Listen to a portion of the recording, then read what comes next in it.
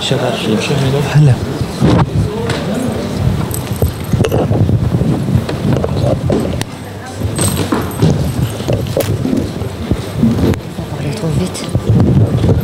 Bonsoir à tous. مساء الخير جميعا.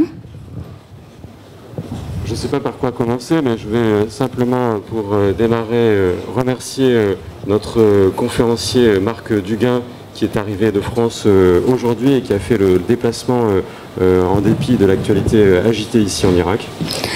لا أعلم كيف أبدأ، ولكني سأبدأ بشكر السيد مارك دوغان الذي حضر خصيصا إلى العراق رغم الظروف المضطربة نوعا ما في العراق.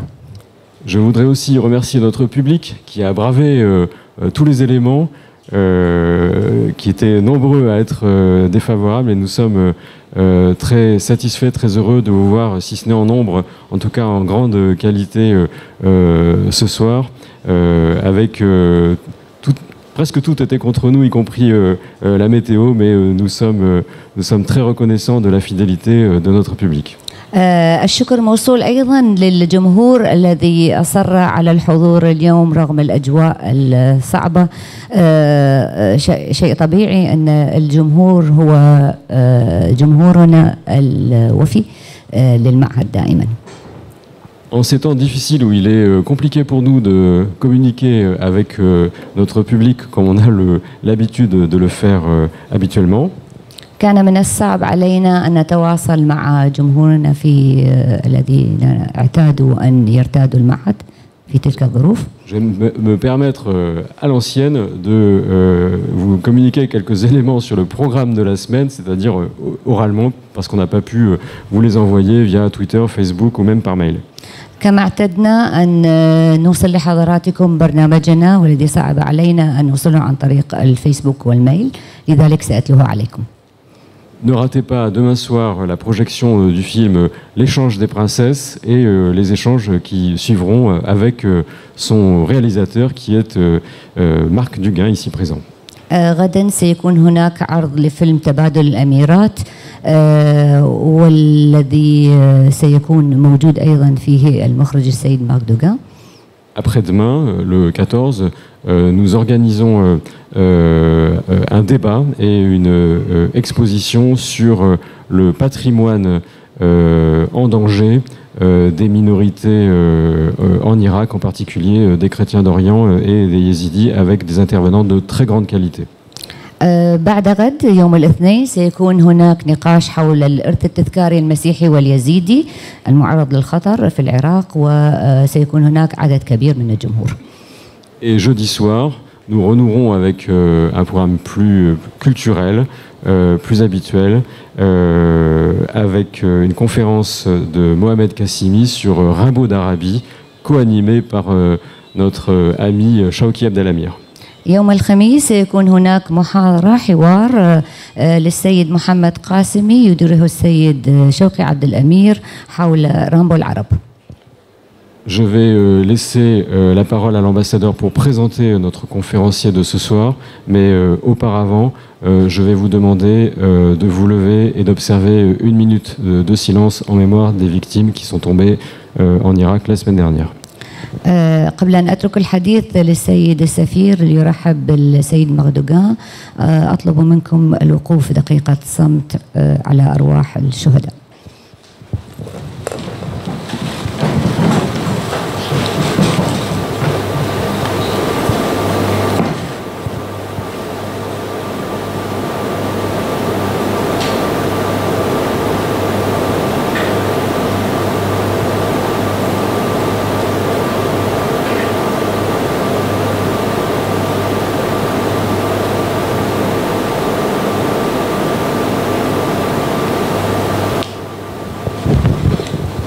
Je vous remercie. La parole est à Monsieur l'ambassadeur. شكرا جزيلا. الحديث الآن للسيد السفير.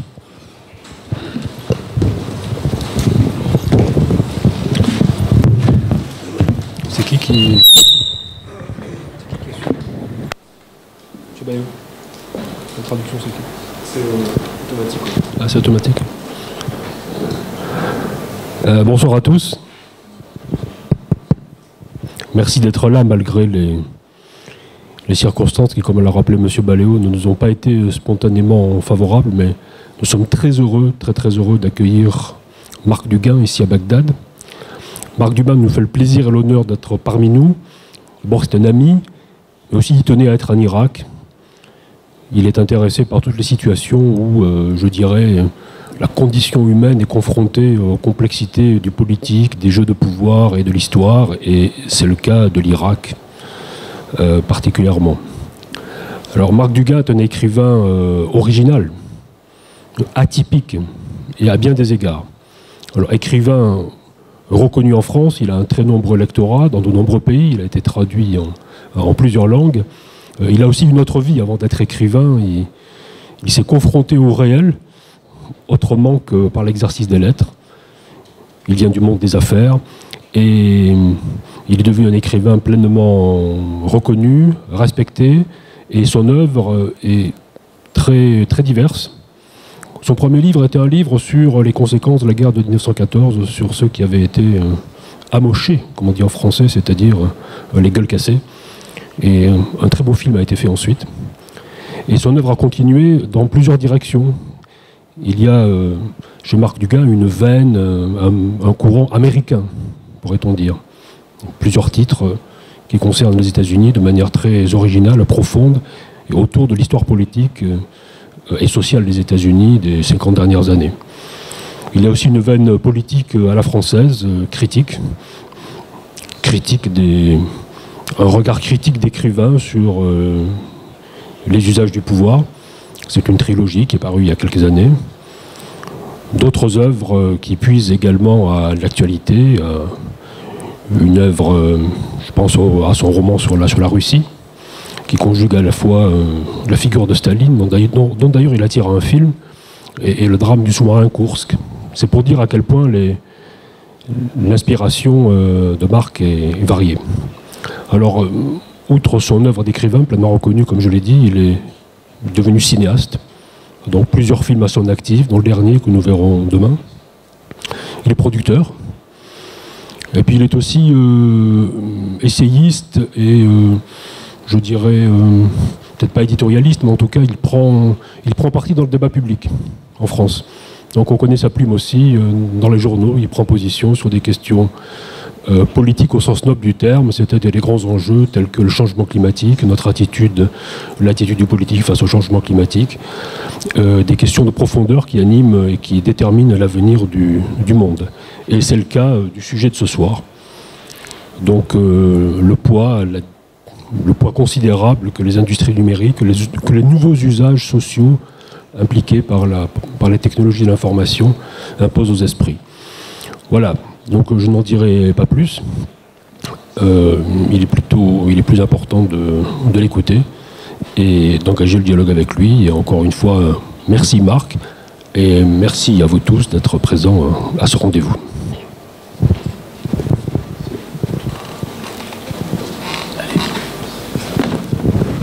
Je reste debout? Je reste debout là? Je reste debout ou... Je peux m'asseoir? Je suis vieux maintenant, moi. Alors,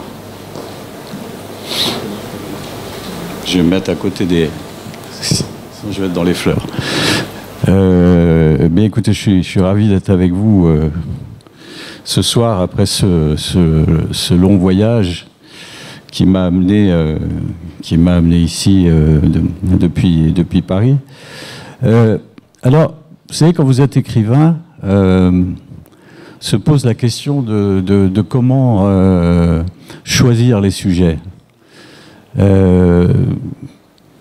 Et monsieur l'ambassadeur le disait tout à l'heure, c'est vrai que je suis passé de sujets très différents, parce que souvent, je dirais pas que mes sujets viennent d'une indignation, mais plutôt d'une inquiétude, c'est-à-dire quelque chose m'inquiète pour le monde dans lequel je suis et pour les générations futures, et donc il m'arrive de me demander de quoi je vais parler, et c'est une vraie question. Et aujourd'hui, je vais vous dire qu'il y a deux sujets qui pour moi sont fondamentaux. Alors peut-être que, évidemment, ça correspond à une vision très, très occidentale des problématiques. Mais il y a un premier sujet qui est, et vous allez voir ces deux sujets qui se rejoignent parce que c'est très intéressant.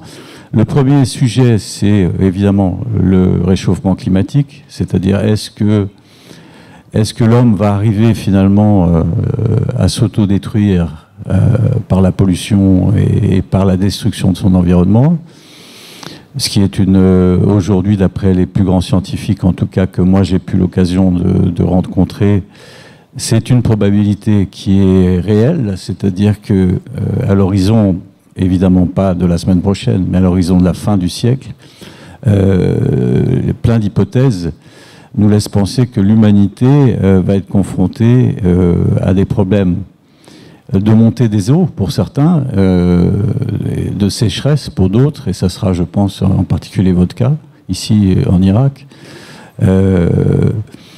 Et évidemment, ça va bousculer un tas de problématiques, et des problématiques en particulier migratoires qui vont être très, très aiguës.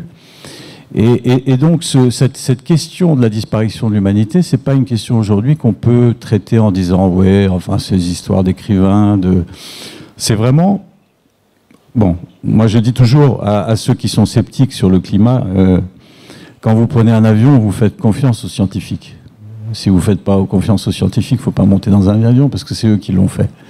Et donc, moi, sur la crise climatique, je fais confiance aux scientifiques. Il y a 93%, 94%, j'ai vu des chiffres, des scientifiques qui sont très inquiets sur la question du climat et sur la question de l'adaptation de l'homme à cette destruction qu'il a entrepris depuis les débuts de la révolution industrielle. Donc ça, c'est un premier sujet qui m'intéresse, sur lequel j'ai pas encore écrit, mais sur lequel je commence à écrire. Voilà, je suis en train de réfléchir à un roman autour de ça. Et il y a une deuxième question qui est centrale pour moi aujourd'hui, qui est la révolution numérique. Alors, comment les deux se relient? C'est très intéressant. C'est que d'un côté, la question du climat nous amène à réfléchir sur notre éventuelle disparition. Et de l'autre côté, la révolution numérique, et en tout cas tout ce qui sous-tend l'idéologie de la révolution numérique, c'est de faire un homme Dieu, un homme immortel. C'est-à-dire qu'on arrivera à travers la révolution numérique, et je vous expliquerai comment tout à l'heure, il y a aujourd'hui des milliards de dollars, milliards d'euros qui sont dépensés sur des projets qui concernent ce qu'on appelle le transhumanisme, c'est-à-dire la capacité de l'homme à perdurer éternellement. Donc c'est très intéressant parce que aujourd'hui, si on veut un peu évidemment schématiser, on est dans une situation où d'un côté, l'homme risque de disparaître et de l'autre côté, il peut éventuellement devenir immortel. Donc, et évidemment, les conditions de cette immortalité régleraient la question climatique, et je vous expliquerai pourquoi et comment tout à l'heure. Donc, moi, j'ai écrit deux livres sur la question du numérique.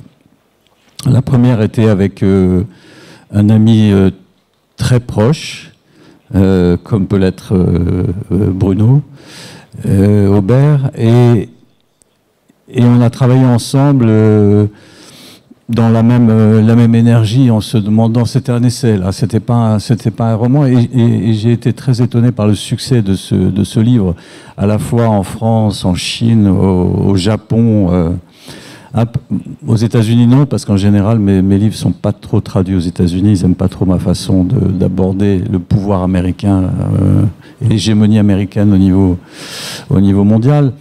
Et donc ce premier essai, qu'on avait appelé L'homme nu, était sur la dictature invisible du numérique et comment le numérique allait rentrer dans nos vies et les organiser et quelque part, évidemment, prendre la maîtrise de nos vies. Et ensuite, considérant que l'essai est quelque chose d'intéressant, évidemment, mais c'est pas ma façon de m'exprimer la principale, j'ai fait un roman sur justement sur le transhumanisme, qui est sorti là il n'y a pas très longtemps, qui a eu aussi beaucoup de succès et qui est déjà traduit aussi par les Chinois, les Japonais, toujours les Asiatiques d'abord. Et bon, les Américains, je ne sais pas, parce qu'on n'est pas encore en discussion avec eux. Donc voilà, si vous... C'est que sur la question du numérique, bon, moi je fais partie d'une génération qui n'est pas née avec le numérique. Le numérique, il est né dans des années où j'étais avancé dans mon existence, et je me suis évidemment intéressé sans être informaticien moi-même, parce que c'est vrai qu'au début c'est quand même très compliqué, mais j'ai commencé à réfléchir très vite à ce que cette société nous préparait, et en particulier, qu'est-ce que voulaient dire ces technologies. Alors au départ, c'est des technologies qui sont, il faut bien le dire, extrêmement intéressantes. On ne peut pas aujourd'hui dire que la révolution numérique n'est que négative. Ça ne serait pas honnête intellectuellement. Elle est positive parce qu'elle a créé des facilités de communication entre les individus absolument exceptionnelles, dans un temps de plus en plus compressé, de plus en plus... et donc que ce soit à travers Internet, que ce soit à travers la téléphonie, que ce soit à travers tous ces médias qui font qu'aujourd'hui... on sait en permanence où sont les autres, et on peut en permanence, bon, sauf quand ça marche pas, ça arrive, mais en règle générale, on peut dire que le contact avec les autres, le contact avec sa famille, le contact avec ses amis, le contact professionnel est quasiment constant. D'ailleurs, ça pose un vrai problème de société, c'est-à-dire qu'en fait, on ne peut plus sortir du travail, puisque de toute façon, en permanence, même le dimanche, on reçoit des mails de travail, et que la réaction, c'est de dire « j'attendrai pas demain pour y répondre », donc on y répond le dimanche. Et donc, c'est quand même une société qui a, de ce point de vue-là, un revers, qui est que c'est une société du travail à distance, mais aussi du travail permanent.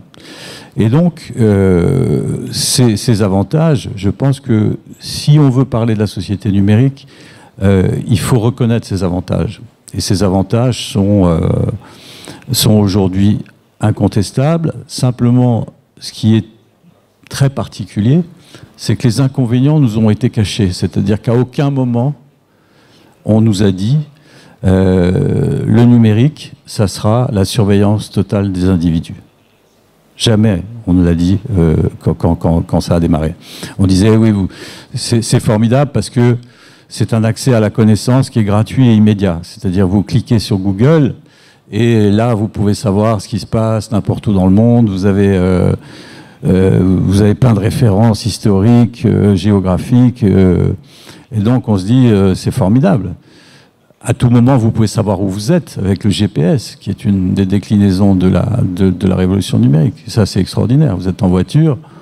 Bon, maintenant, c'est fini. Les enfants ne savent plus lire les cartes. Une carte, personne ne sait lire une carte aujourd'hui. On prend le GPS et on sait où on va. Et donc, voilà ce qu'ils nous ont vendu. Ils nous ont vendu un accès à la connaissance qui est un accès illimité et gratuit. Le problème, c'est que cet accès à la connaissance a une contrepartie. C'est qu'en permanence, on émet des données avec la révolution numérique. C'est-à-dire que ce soit à votre téléphone, à tout moment, vous émettez des données. Vous dites où vous êtes, vous parlez, vous écrivez. Et donc, il y a eu évidemment cet énorme bug qui a été dénoncé par ce jeune Américain qui travaillait à la CIA, qui est Snowden, qui a révélé, au moment où on s'y attendait un petit peu, mais que l'ensemble des données des individus sur la Terre étaient collectées par les Américains, étaient collectées par la NSA. Et ça veut dire que... Ça ne veut pas dire qu'ils s'intéressaient à quelqu'un en particulier. C'était simplement toute donnée était stockée, traitée, de telle façon à ce qu'on puisse l'utiliser contre quelqu'un si on le voulait. Et ça, c'est venu évidemment d'une idée de base qui a été vendue à la société, c'est que dans la lutte contre le terrorisme, qui est une réalité, évidemment, la collecte de données est très importante dans cette lutte. Et donc la NSA a expliqué que dans la lutte contre le terrorisme, il fallait absolument tout savoir sur tout le monde. Sauf que ça veut dire qu'il n'y a plus d'espace privé. Ça veut dire que si une autorité aux États-Unis est capable de savoir exactement ce que je dis, ce que je mange, où je suis, qu'est-ce que je fais, évidemment c'est pratique sur le plan de la lutte contre le terrorisme, on est d'accord, mais ça veut dire aussi un asservissement global de l'humanité à une puissance, et une puissance qui en plus n'est pas très, on va dire, très ouverte. Et donc, évidemment, les révélations de Snowden ont été un choc considérable, parce que on s'est rendu compte qu'on était tous écoutés, que nos mails étaient tous écoutés, que nos conversations téléphoniques étaient écoutées.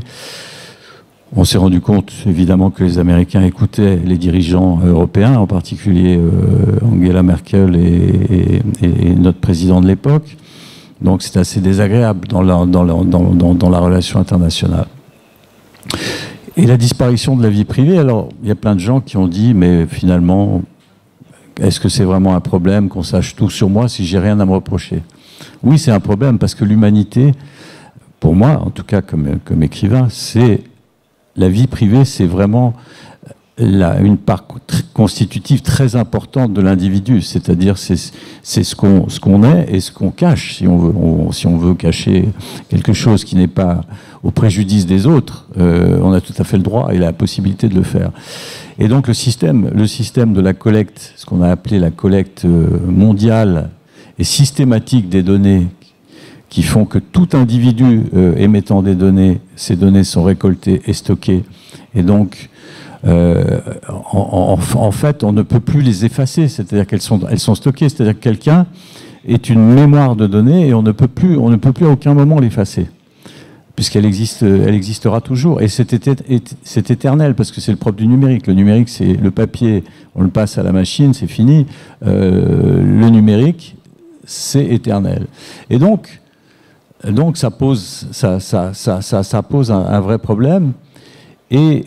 Et par ailleurs, ce qu'on ne nous a pas dit aussi, c'est que toute cette gratuité qu'il y a sur Internet, c'est-à-dire quand vous allez sur Google, vous faites ce que vous voulez, c'est gratuit. Sauf que ce que font les big data, donc les big data, c'est tous les grands intervenants d'Internet, c'est qu'ils revendent ces données. Il y a même, vous qui connaissez bien la question pétrolière, il y a ce mot qui est autant dans l'industrie pétrolière que dans l'industrie numérique, c'est le raffinage. Et donc aujourd'hui, Google collecte des données en permanence sur nous, les raffine pour connaître nos goûts, pour connaître plein de choses sur nous, et revend ces informations pour ensuite faire de nous des cibles en termes de marketing et en termes publicitaires, pour nous pousser à acheter. Donc c'est une transformation de l'être humain en consommateur permanent, c'est-à-dire qu'on est constamment sollicité. Je ne sais pas si... Moi, j'ai eu une expérience récemment qui était très intéressante. Je discutais avec ma famille sur un achat de meubles. Donc, j'ai parlé d'une marque. Et on parlait d'une marque comme ça, on était là, le téléphone était posé à côté de nous. On a parlé de cette marque pendant... ce serait pas mal d'acheter ça. Et 2 minutes après, sur mon téléphone, il y avait cette marque qui m'envoyait des publicités avec des propositions de prix. Et ça veut dire qu'ils avaient écouté notre conversation.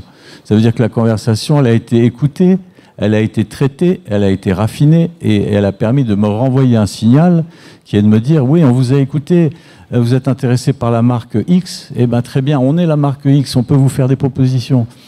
Mais ça veut dire quoi? Ça veut dire que je suis juste un consommateur. C'est quoi cette vision de l'humanité que nous propose Internet? Et ça veut dire donc que derrière, c'est aujourd'hui, si vous voulez, les entreprises les plus puissantes au monde, c'est même pas les fabricants d'armes.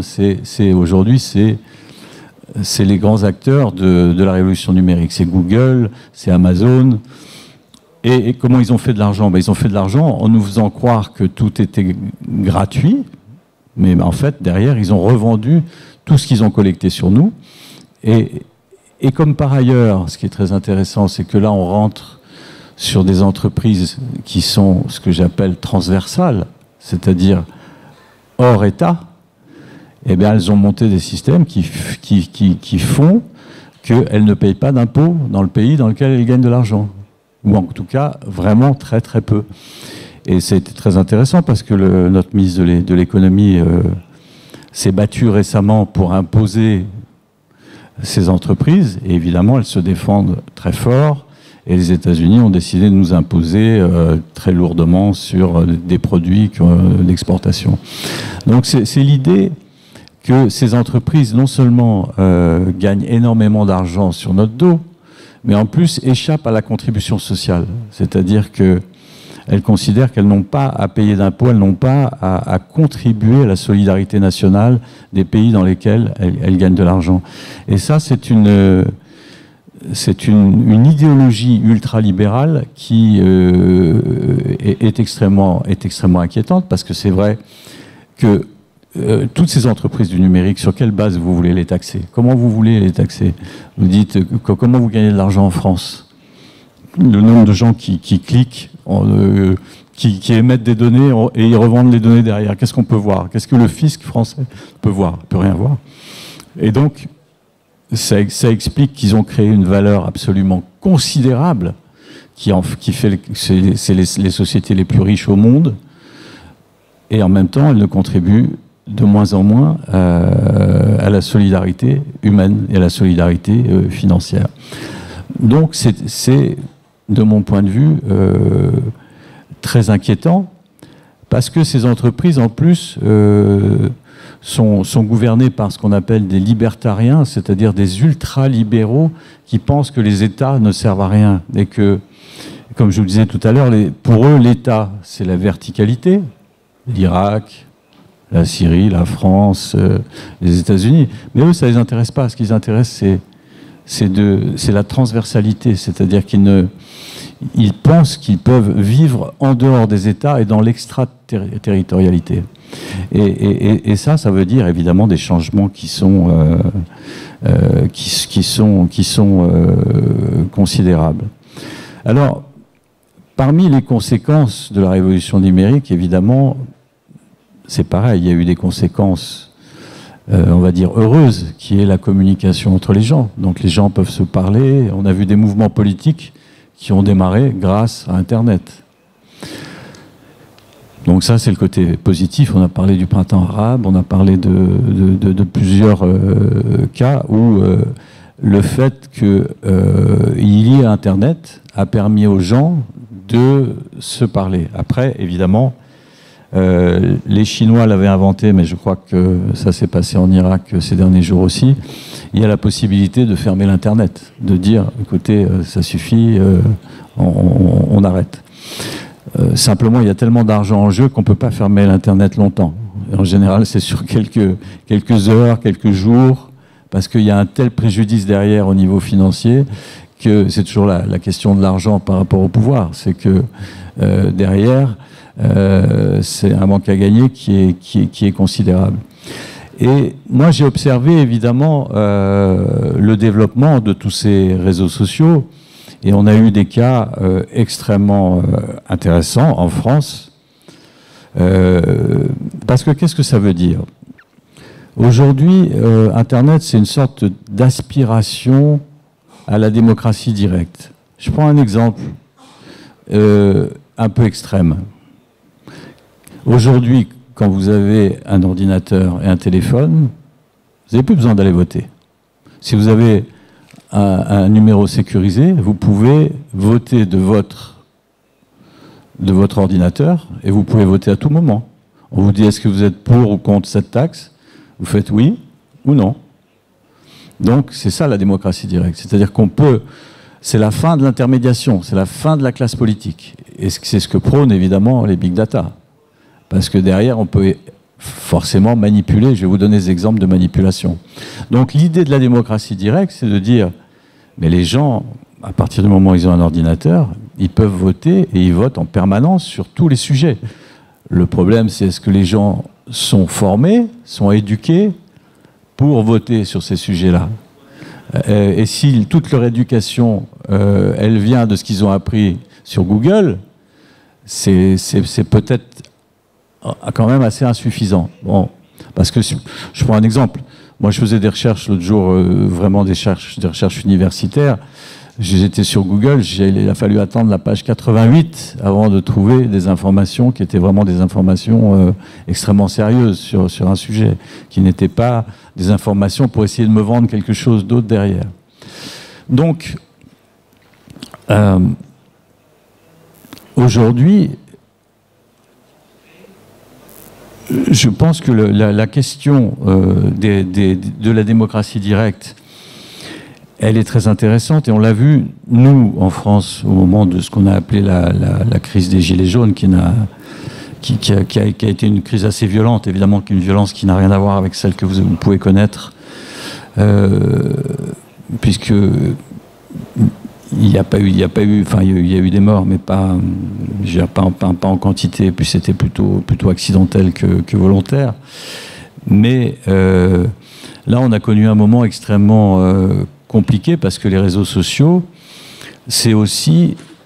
Il y a une caractéristique, c'est que les réseaux sociaux, tout le monde peut s'exprimer. Et pour moi, ce qui est fondamental, c'est que dans les réseaux sociaux, et on le voit avec Trump, c'est que la vérité et le mensonge sont au même niveau. C'est-à-dire qu'avant, il y avait dans notre civilisation, il y avait un respect de la vérité. On disait, non mais là c'est un mensonge. Quand on disait à un enfant, tu mens, c'est grave. Tu dis la vérité, c'est bien. Et aujourd'hui,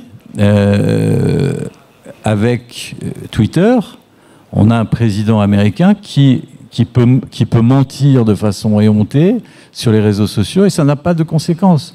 On a des gens qui parlent, qui mentent, il n'y a pas de conséquences. Donc ça, c'est très grave.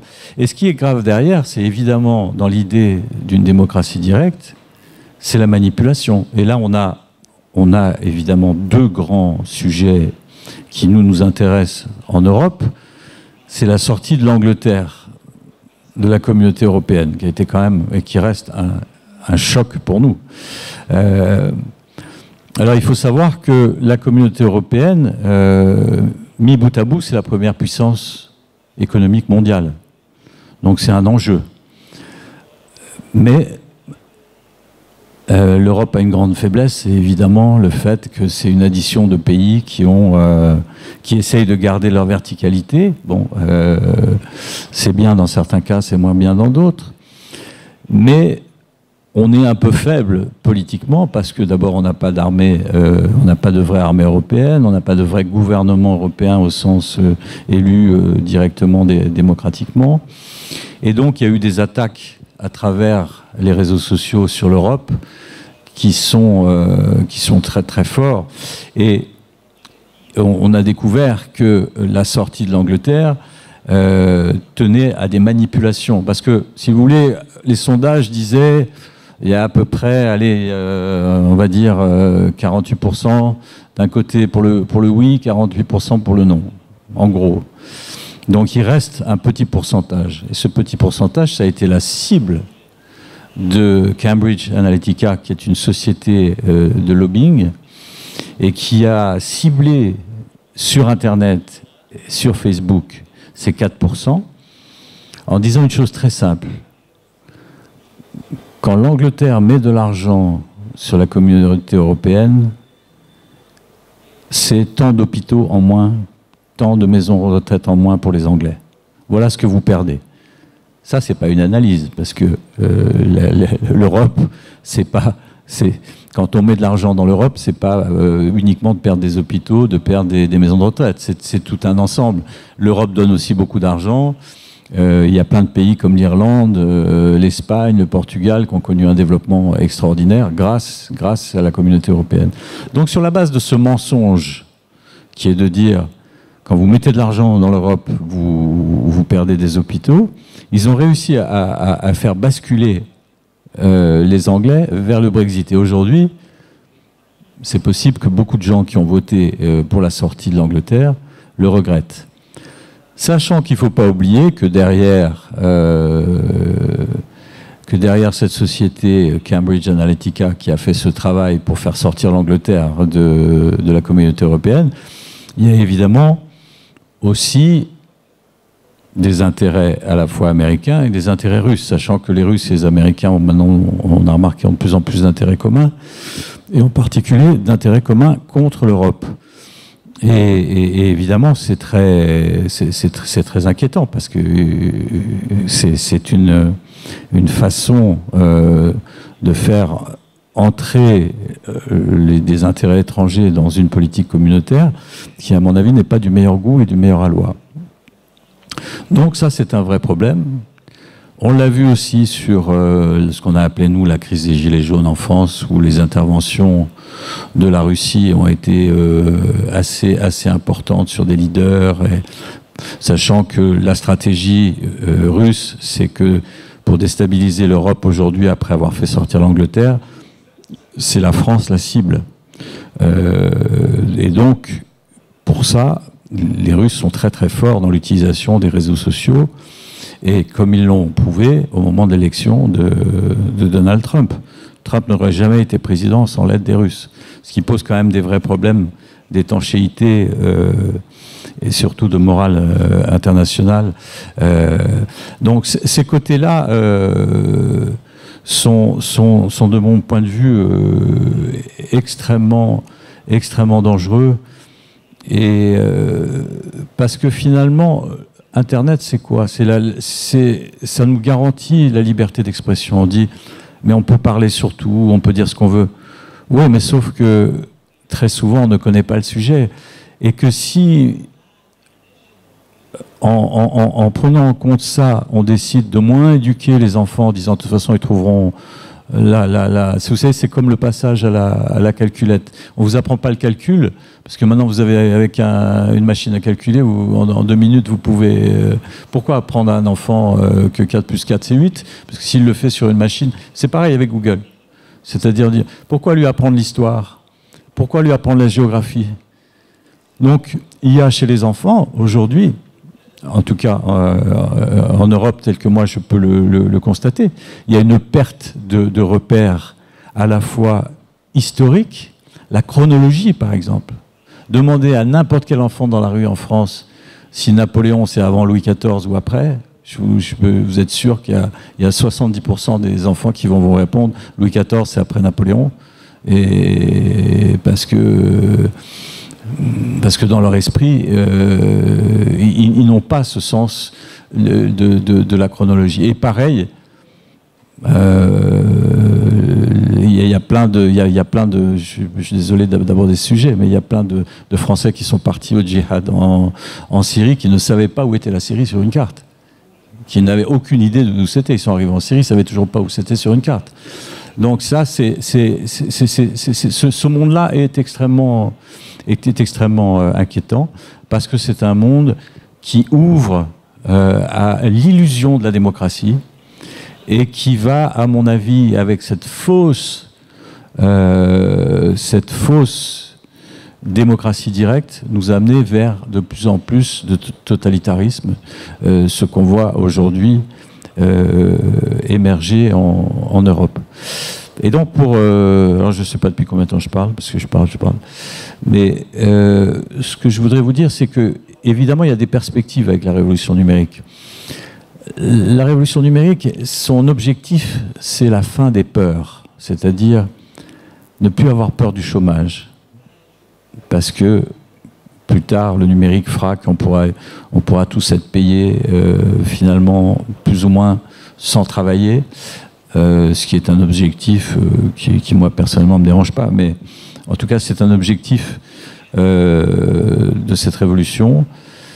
La fin des peurs, c'est la sécurité absolue, en particulier chez nous en Europe, c'est-à-dire que vous êtes dans la rue, il y a des caméras partout, on vous écoute en permanence.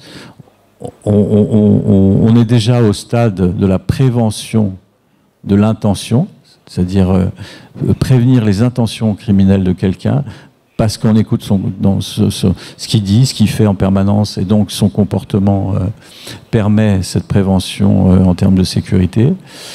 Et puis il y a cette question évidemment de l'immortalité, qui est une question qui fait que les gens attendent beaucoup de la révolution numérique. C'est que la révolution numérique, c'est quand même, et là je reviens dans les avantages, c'est une révolution de la connaissance. C'est vrai que le fait de collecter des milliards de données sur les individus en permanence, de fait, on connaît mieux les individus. C'est-à-dire que ces individus, on sait comment ils fonctionnent.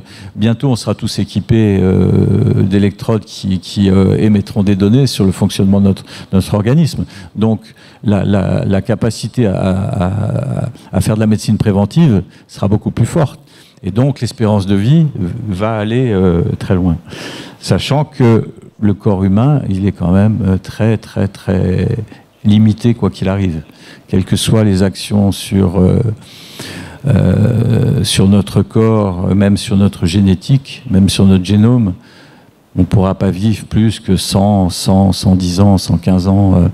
Mais déjà, Google a un service qui est dirigé par quelqu'un qui est un peu cinglé, qui s'appelle Kurzweil, et il travaille sur l'homme immortel, c'est-à-dire en fait le transfert de l'être humain dans un robot, ce qui fait qu'il y aurait énormément d'avantages sur le plan écologique, puisqu'on mangerait plus, on boirait plus, il y aurait plus de déchets à traiter, donc il y aurait plein d'avantages, il n'y aurait plus besoin de dormir, et donc c'est ça aussi évidemment le grand rêve de Google, c'est d'arriver à faire un homme qui soit un homme parfait, parce que quand vous discutez avec les gens de Google, en fait, vous sentez que derrière, il y a quelque chose dans l'idée que l'imperfection de l'être humain, ça je pense qu'on peut être tous d'accord là-dessus, l'imperfection de l'être humain, finalement, les dérange. Et ce qu'ils veulent arriver à faire, malheureusement, ça ressemble un peu à ce que voulaient faire les nazis,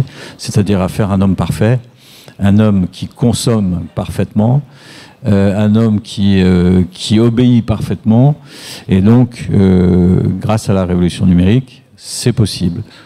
Après, ça ne veut pas dire que ça arrivera, mais c'est une possibilité. Voilà, j'ai terminé.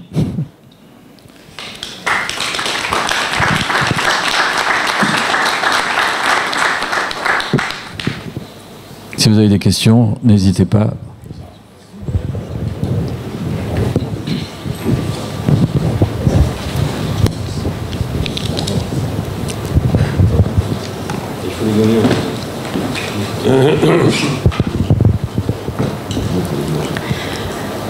خليه توصل للترجمة. C'est traducteur. Non. Je le mets comme ça. En arabique. Ok. Hein? Je le mets comme ça, je m'entends. مساء الخير. شكرا لمجيئك أولا برغم الظروف الصعبة اللي يمر بها بلدنا العراق. شكرا لوجودك بيننا الآن ضيف عزيز، وشكرا لهذه المعلومات الجميلة التي قدمتها لنا حتى أشعرتني بالرعب والخوف. وأنا بالأساس أخاف من الإنترنت. تكلمت عن الصحراء وتكلمت عن كميات المياه المغرقة،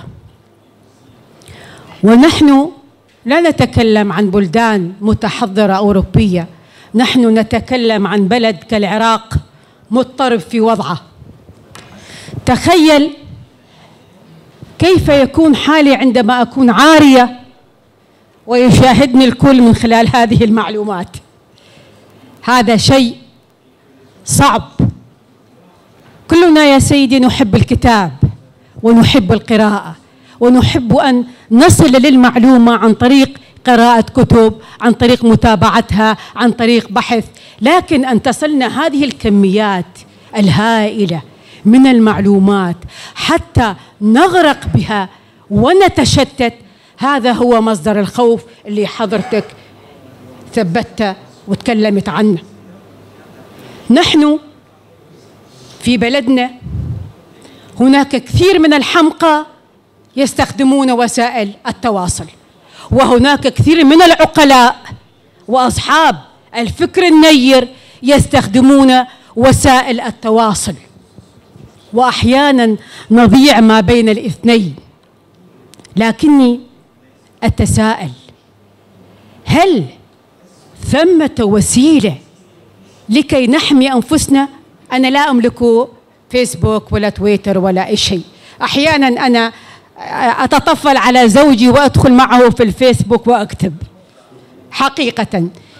لكني شعرت خلال هذه الأيام عندما تم قطع الإنترنت عن العراق، عن منطقة الجنوب والوسط في العراق، شعرت بالوحشة، وحشة كبيرة يا سيدي، وحشة كبيرة، لأنني انقطعت عن العالم، انقطعت عما يحدث بالشارع العراقي، انقطعت عن معرفة عدد الضحايا، الشهداء، من يكونون نتائج هذه الحركة، هذه الثورة، هذه الانتفاضة، وأنا أمام ظلم كبير.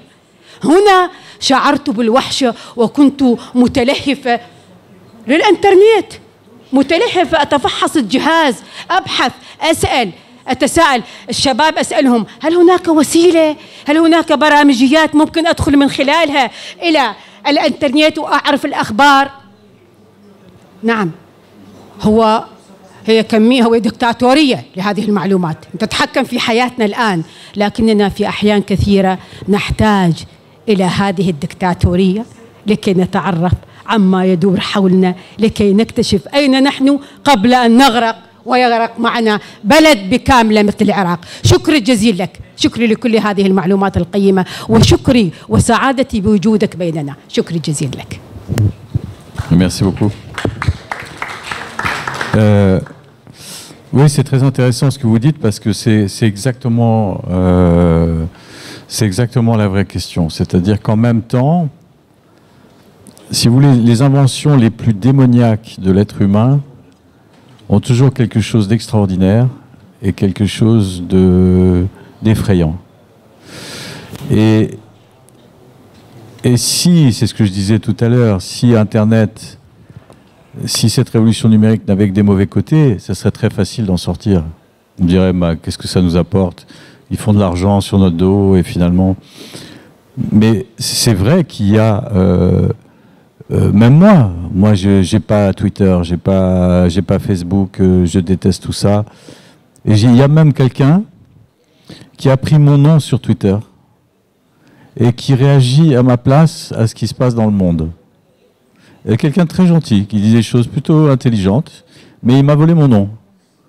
Et donc sur Twitter, il tweet, Marc Duguin, comme ça, donc il envoie des tweets. Et moi j'ai dit à tout le monde... mais c'est pas moi. Et donc, j'ai demandé à mon avocat de faire quand même quelque chose, parce que c'est pas moi qui parle. Et il m'a dit, c'est très compliqué, en fait. Et ça, quelqu'un peut prendre votre nom. Bon, ça reste un inconvénient pour moi relativement mineur. Mais c'est vrai, là où vous avez parfaitement raison, c'est que tout ça, ça tient à des addictions aussi. L'addiction à l'information. On vient d'avoir un cas en France qui apparemment est un cas très nouveau. Une des plus grandes chaînes de télévision, il y a un homme qui avait assassiné il y a 8 ans toute sa famille, sa femme, ses enfants, enfin et il a disparu. Et juste avant que je prenne l'avion, alors moi j'avais travaillé sur la disparition de cet homme, j'avais fait des articles, etc. Et juste avant que je prenne l'avion, il y a 10 chaînes de télé qui m'appellent en me disant, il faut que vous réagissiez, on a arrêté cet homme. Cet homme a été arrêté 8 ans après, ça y est, il est arrêté, est-ce que vous pouvez réagir et tout. Je dis, attendez-moi, je pars en Irak. Je pense qu'en Irak, il y a d'autres questions que ce bonhomme-là. Et c'est pas ma première préoccupation. Et je dis, bon, moi, je sais pas. Et là, je viens d'apprendre, j'ai regardé tout à l'heure, qu'en fait, c'était pas lui qu'ils ont arrêté, mais quelqu'un d'autre. Ils se sont trompés. Mais il y a eu un buzz. Toute l'information ne parlait plus que de ça, parce que c'est le tueur emblématique en France, aujourd'hui le plus connu. Et donc, il y a avec l'information en boucle, il y a une addiction qui se crée aussi. C'est vrai que moi, j'ai du mal le matin à ne pas savoir ce qui se passe dans le monde.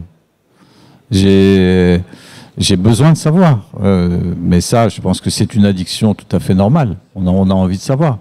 Mais en même temps, on a envie de vraiment savoir. On n'a pas envie qu'on nous raconte des histoires. C'est ça aussi la question. C'est que de plus en plus, l'information, depuis la numérisation, il y a deux phénomènes qui se sont passés en France. Je ne peux pas parler de l'Irak parce que je ne connais pas. Mais en France, depuis la numérisation, par exemple.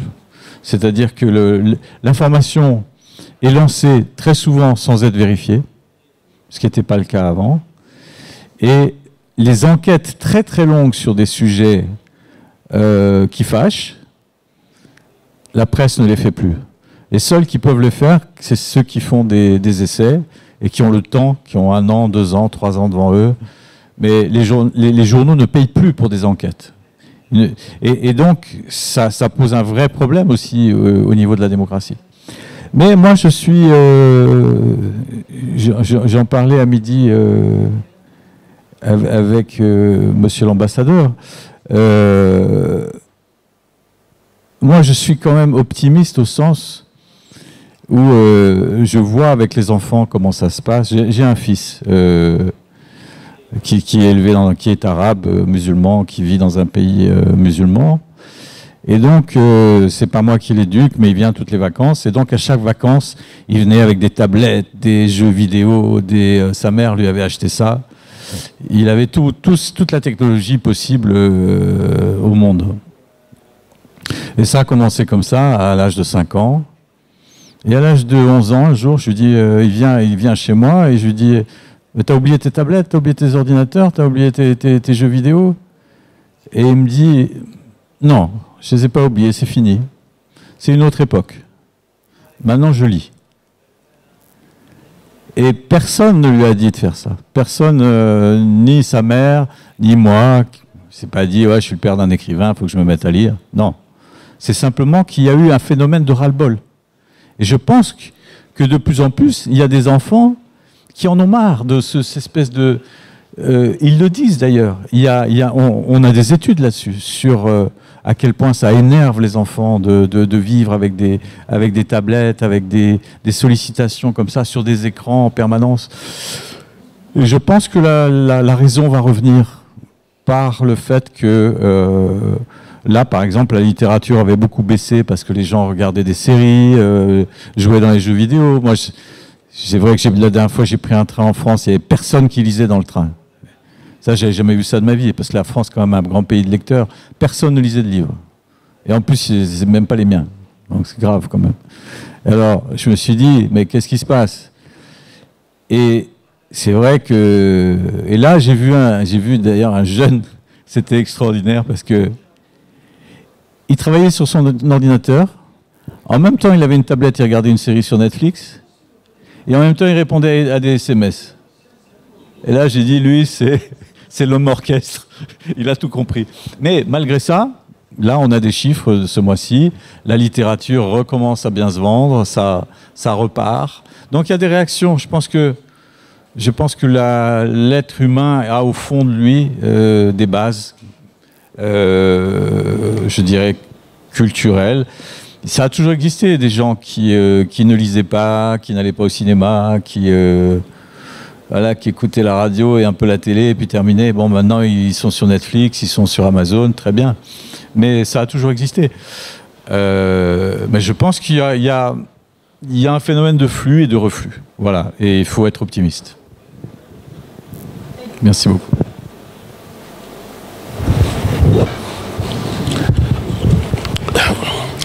عزيز خيون مخرج وممثل ومنشغل بالمسرح. لا أخفي سعادتي وأنا أكتشف هذه الكارثة المعلبة المسلفنة بأشياء هائلة الجمال. حتى قبل فترة وجه لي أحد الأشخاص تهمة لي ولزوجتي. هو يتحدث عن أشياء أنا لا أعرفها وكذلك زوجتي. أين أذهب قيل لي اذهب إلى العشيرة، وأنا رجل أدعي أنني قريب من الثقافة وأتعامل مع الثقافة، فكيف لي أذهب إلى العشيرة؟ قلت لا، أذهب إلى العدالة وليكن ما يكون. وبعد سنة من الإجراءات كسبت الدعوة، ولكن التهمة بقيت تدور في الفضائية. هذا جانب. الجانب الآخر، ندعي أننا أصدقاء دائمين للكتاب، يعني منذ أن وعينا هذه القضية. أنا الآن عندما أذهب إلى المتنبي يوم الجمعة أشاهد الناس ينظرون إلى الكتاب ولكن لا يشترون الكتاب. فتحول الشارع المتنبي من شارع يحتفي بالكتاب إلى رواد يسيحون به. جانب آخر، عندي حفيدتي عمرها 4 سنوات تشتغل على الحاسوب أكثر من أي واحد آخر، بحيث أنا أندهش وهي تعمل على الحاسوب 4 سنوات، تفتح قنوات، تفتح منظومات، تفتح شيء خطير. طيب كيف بالإمكان السيطرة على هذه الطفلة؟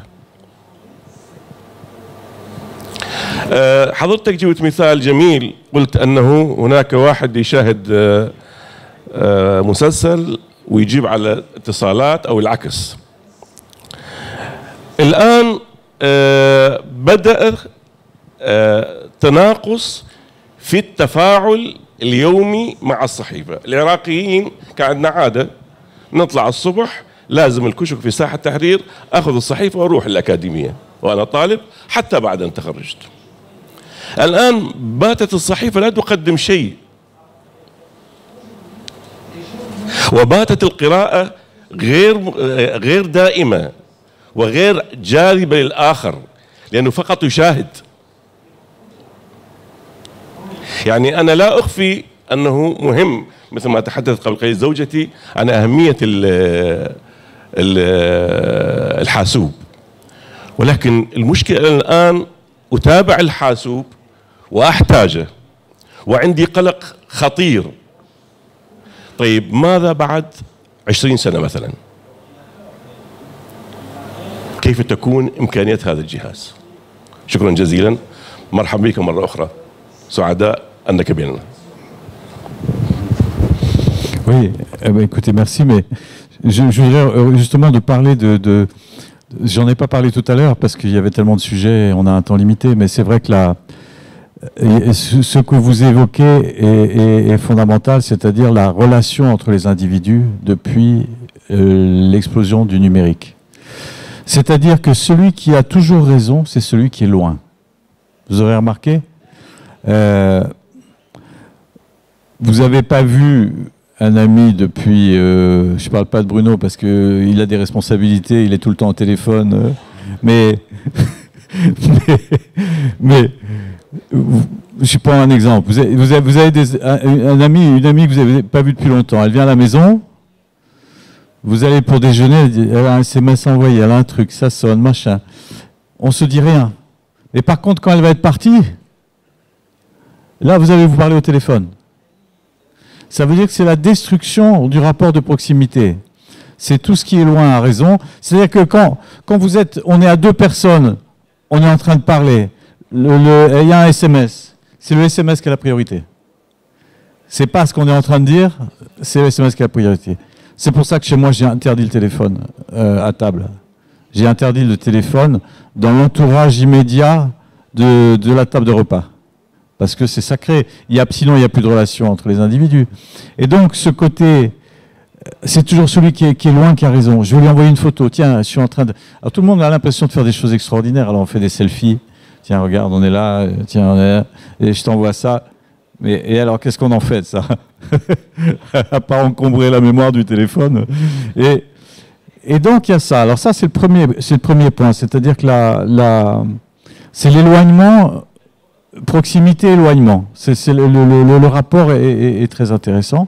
Et alors, évidemment, ce dont vous avez parlé, qui est absolument ignoble, c'est le rapport à l'impunité des réseaux sociaux, c'est-à-dire la possibilité de salir qui on veut, de dire ce qu'on veut. Et c'est vrai que quand on écrit, qu'on fait des films comme moi, il y a une sensibilité à la critique, forcément. Donc moi, ça fait très très longtemps que je n'ai jamais lu une ligne sur moi. Je tape jamais mon nom sur Internet. Ça ne m'intéresse pas, ni les compliments, ni les critiques, ni rien. Je ne lis pas. J'ai complètement fermé ma relation à Internet de ce point de vue-là. Et c'est vrai que ce qui est très très grave, c'est qu'il y a effectivement des gens... Et moi, je l'ai vécu dans mon village, d'une jeune fille qui s'est suicidée parce que plusieurs de ses copains, entre guillemets, avait dit des choses absolument dégoûtantes sur elle, sur Internet, et ça avait fait le tour de la classe, et après ça a fait le tour de l'école, et finalement la gamine a pris le fusil de son père et elle s'est tirée dessus. Et ça, on l'a vu des dizaines, des centaines de fois. Donc Internet peut être extrêmement nocif. Et il faut faire très très attention justement à ne pas le mettre. Pour moi, ça n'est pas quelque chose qu'on peut mettre entre les mains des enfants comme ça. Internet, c'est tous ces trucs ces sites de discussion, ces sites de... donc moi je suis très réservé là-dessus et je partage tout à fait votre avis sur... parce que si vous voulez, la question de l'impunité, c'est ce que je disais tout à l'heure par rapport à Trump et le mensonge, ça va ensemble. La possibilité de mentir sur Internet, quand vous mentez sur Internet, c'est pas grave, il n'y a pas de conséquences. Vous dites... bon, je ne vais pas citer Trump parce que c'est 50 mensonges par jour. Donc je ne les connais pas tous. Mais il n'y a pas de conséquences. Et donc c'est pareil pour les individus. Quand quelqu'un se sert d'Internet pour salir quelqu'un, il n'y a pas de conséquences. Ou alors ça va prendre tellement de temps et puis les juges vont dire oui, mais bon, vous comprenez, machin, enfin ça. Donc le mal est fait. Le mal est fait. Et c'est pour ça que voilà, il faut être très très, et je suis tout à fait d'accord avec vous, moi je crois qu'il faut être très très méfiant avec ces médias-là, et c'est vrai que sur la presse écrite, ce qui est intéressant en France quand même, je vais vous donner une bonne nouvelle, c'est que les journaux qui n'ont pas voulu tenir compte de l'Internet, ce sont ceux qui marchent le mieux. Ceux qui ont dit la révolution numérique c'est très bien, nous on continue comme avant. On fait notre petit journal d'opinion ou satirique et on ne bouge pas. Et ces journaux-là marchent du feu de Dieu. Et ceux qui ont voulu se mettre dans l'Internet avec le truc, les sites, les blogs, les trucs, ils sont tous en difficulté. Donc c'est très intéressant. Voilà. Merci. Oui, merci Marc Dogan. C'est vraiment un honneur de vous voir à Bagdad. Et merci aussi à Monsieur l'ambassadeur, à l'ambassade, à l'Institut de France qui nous offre ces rencontres ô combien sont importantes pour nous, pour les Irakiens ici. Donc bravo. Moi j'ai un commentaire et une question. Un commentaire, ce que vous venez de dire et ce que la salle également a soulevé à propos des méfaits, à propos des problèmes, même des risques que le numérique peut engendrer et déjà il fait dans notre vie. Eh bien, une remarque générale, quand même, on sait que finalement, ce n'est pas la société qui change la science, c'est la science qui change la société. Donc je fais confiance à l'histoire. Et je dis, nous sommes en plein dedans. Avant 20 ans, le numérique n'était presque pas. Donc, qu'est-ce que c'est 20 ans dans l'histoire humaine, dans l'histoire des sociétés? Donc, nous vivons, je dirais, les premiers pas. Nous trébuchons sur ce chemin. Donc, moi, je vois un peu plus loin. C'est finalement, c'est ça qui va. De toute façon, c'est ça qui va marcher. Et ma question est, il y a une dualité entre la science et la mort, ce que vous évoquez déjà. Mais il y a une autre dualité, c'est la création et la mort. Et vous êtes écrivain. J'aimerais bien votre réflexion sur ces deux dualités, s'il y a une différence ou si au fond, la science et la création littéraire artistique face à la mort ont le même rapport et le même défi. Et sinon, s'il y a une différence, ça sera laquelle? Merci.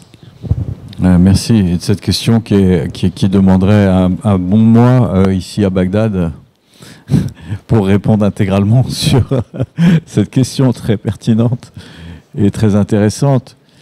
Le rapport de la... Moi, ce qui me frappe énormément, je vais vous dire le fond de ma conviction, c'est que la science évolue beaucoup plus vite que notre éthique, notre morale et notre qualité au partage.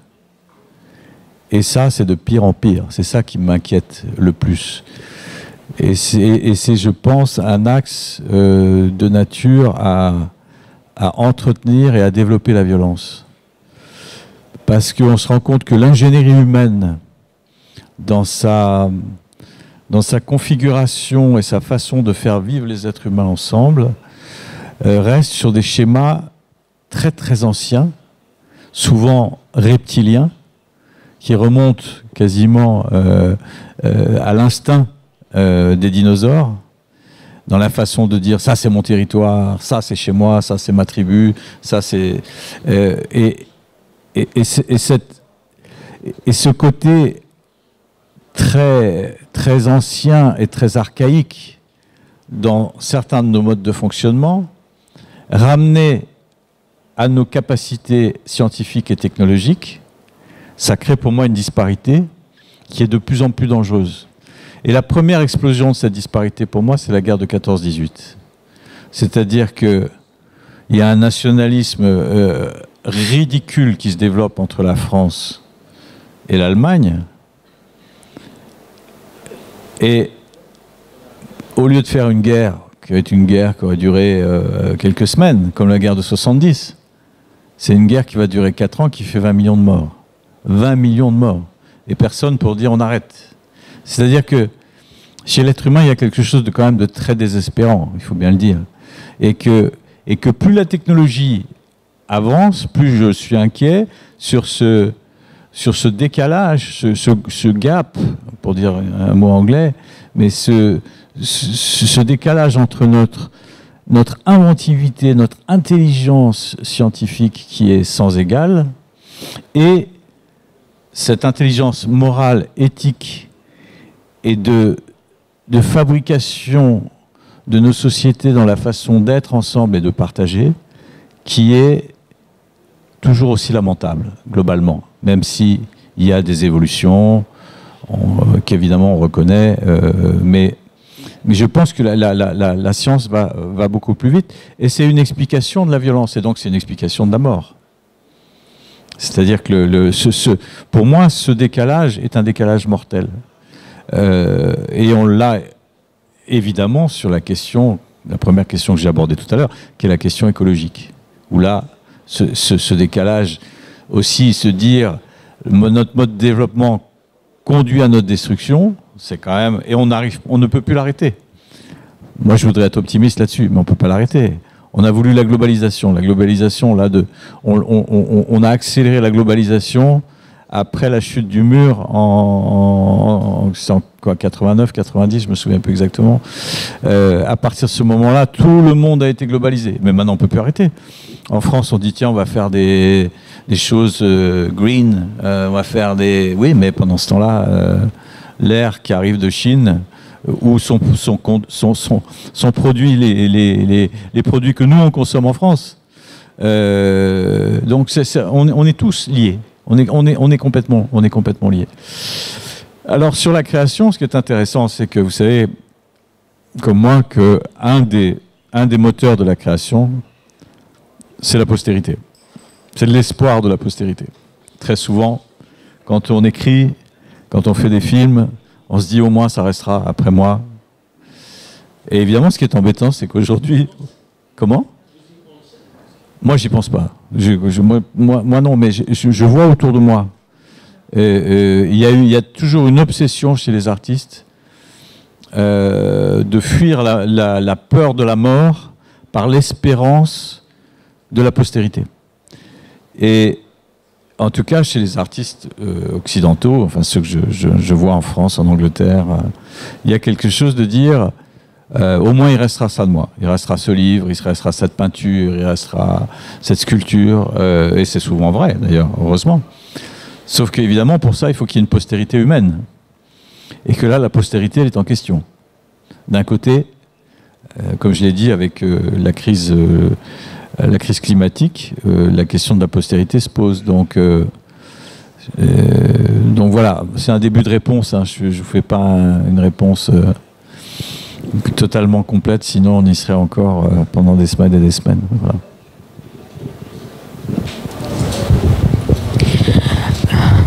Allô. Alors, vous êtes le bienvenu chez nous ici. Je salue Merci votre beaucoup. courage de venir ici à Bagdad dans ces circonstances. J'ai deux questions. La première, vous avez déjà vu que le numérique a joué un rôle important dans les dernières manifestations qui arrivent en Irak les derniers jours. Que ce soit pour provoquer, organiser ou soutenir ces manifestations, ou au sens contraire, c'est-à-dire pour ne rien savoir, pour couper le monde des informations et des renseignements sur ce qui se passe. Et bien sûr, il y a 2 jours que les réseaux Internet sont venus et on a vu des vidéos qui sont vraiment atroces, il y a beaucoup de sévérité. Alors, qu'est-ce que vous pensez du rôle de numérique ici? Est-ce que vous allez parler de ce qui se passe ici en Irak quand vous allez rentrer en France? Et ma question, je sais que votre visite en Irak, c'était déjà organisée depuis 1 ou plus d'1 mois. Est-ce que vous hésitez de venir ici dans ces circonstances, dans la situation actuelle? Est-ce que vous avez peur de venir ici après? Est-ce que j'ai eu peur de venir ici? Oui. Non. D'accord, c'est très Non, bien. non. Merci. Je fais confiance à mon ambassadeur. D'accord. Mais j'attends toujours votre réponse à ma première question. Il y a la gendarmerie pour nous protéger. Non, mais j'ai déjà été sur des... Vous savez, j'avais été en Angola déjà à la fin de la guerre. Et la guerre en Angola, c'était quelque chose d'absolument horrible. Et il y avait des mines partout. Là, il y avait un risque énorme parce qu'il y avait des mines partout. Et donc, on ne pouvait pas faire 10 mètres sans risquer de sauter sur une mine. Et on m'avait dit, il ne faut pas y aller. Bon, j'y étais quand même. Après, je pense que... je ne pense pas que ce soit du courage, mais c'est un... Voilà, évidemment, il y a 50 raisons de dire finalement je ne viens pas parce que j'ai peur de ci, j'ai peur de ça. Mais à ce moment-là, pour moi, c'est un problème. C'est à quoi ça sert de parler si on ne va pas parler à ceux qui ont envie de vous écouter. Donc c'est une vraie question. Donc c'est pour ça que je suis venu sans hésiter. C'est vrai que ma femme était un peu inquiète. Je lui ai dit, mais non, ça risque rien. Ça risque plus d'être dans Paris et se faire renverser par un vélo. Oui, c'est vrai. Je lui ai dit, c'est une question de probabilité. Voilà, alors, mais sur votre question, évidemment, elle est centrale et elle est très, très intéressante parce que c'est toute la question de l'Internet aujourd'hui. Si vous n'avez pas Internet aujourd'hui, l'information ne circule pas. Et en même temps, il y a tous ces inconvénients dont j'ai parlé, qui sont des inconvénients, pour le coup, globaux. Donc, ce qu'on peut dire, c'est qu'on peut mettre au crédit des avantages d'Internet, c'est justement une certaine liberté d'expression. C'est ça qu'on attend. Et une capacité de rassembler les gens aussi. De dire, voilà, on est tous d'accord là-dessus, on veut être ensemble. Donc ça, c'est plutôt positif. Pour autant, comme je disais à propos des Gilets jaunes en France, qu'il n'y ait pas une manipulation derrière. C'est-à-dire, par exemple, on a vu, vous disiez, on voit des photos horribles et tout. Et ça, je suis bien persuadé que c'est vrai. Mais en France, on a vu aussi, à plusieurs occasions, des photos horribles disant « Regardez ce qu'a fait machin, le gouvernement, etc. » Puis on se rendait compte que c'était des photos qui avaient 10 ans, qui avaient été remises sur Internet. C'est-à-dire que la manipulation est toujours là. Et donc ça dépend des gens. C'est-à-dire si c'est vrai que Internet utilisé intelligemment, c'est très positif.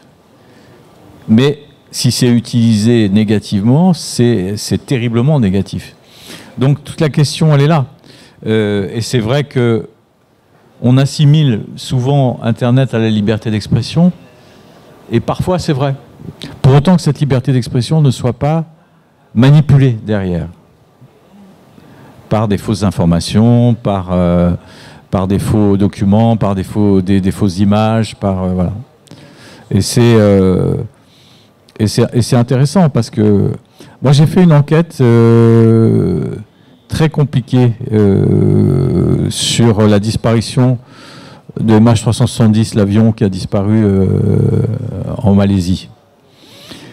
Et c'était très intéressant parce qu'il y avait une personne qui mentait dans cette histoire-là, et je l'ai vu à partir d'Internet. C'est-à-dire que je l'ai vu faire des déclarations sur Internet, je l'ai vu passer à la télévision, et avec l'œil de réalisateur que je peux avoir, j'ai dit ça, c'est une actrice, en fait. C'est pas quelqu'un qui a la position qu'elle prétend avoir. Et grâce à Internet, j'ai avancé dans l'enquête.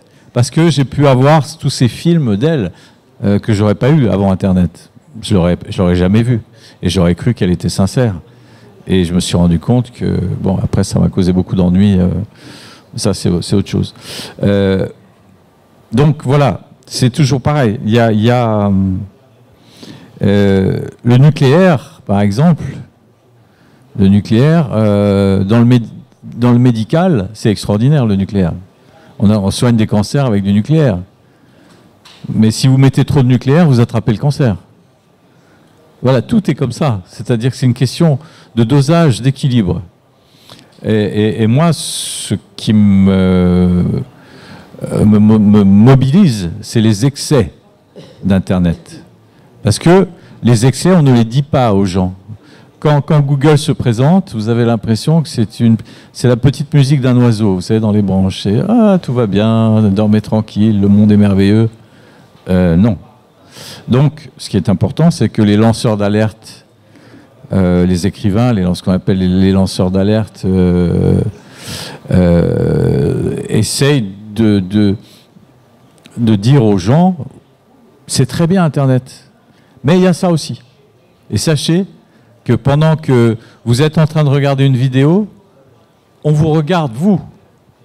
C'est ça que la vraie question aussi. C'est que quand vous regardez cette vidéo, il y a quelqu'un qui, quelque part, enregistre que vous êtes intéressé par cette vidéo, que donc peut-être vous êtes sympathisant des gens qui sont sur cette vidéo, et donc vous êtes classé, ça y est, vous êtes catalogué, vous rentrez dans un... Et un jour, vous pouvez voir la police débarquer chez vous en disant... oui, mais dites, vous êtes pro quelque chose, pro machin, etc. Donc c'est très... Tout ça est très, très, très dangereux. Voilà, il faut le savoir.